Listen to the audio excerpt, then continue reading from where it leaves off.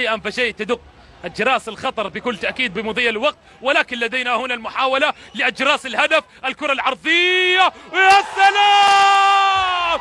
نعم، دقت أجراس الهدف بعد الغياب دقت أجراس الهدف، وبعد العتاب عاد الهلال عودا حميدا مستطاب، عودا حميدا مستطاب بهذا الهدف. يأتي ويسجد شكرا لله نبيل الكوكي، وخلفه كما ذكرنا كلا بدعوة على هدف، حمدا على هدف أول. طال انتظاره من جانب الهلال، طال انتظار السلام، ويا دوب كنا اجراس الخطر واجراس الهدف، فدقاها ورن بالهدف الاول عن طريق نصر الدين الشغيل. عرضيه من كاريكا، وين من زمان وين هذا الاداء يا كاريكا؟ يلعبها للشغيل، والشغيل يلغي تلك الصامته لهجوم الهلال بهدف اول ياتي بعد طول انتظار.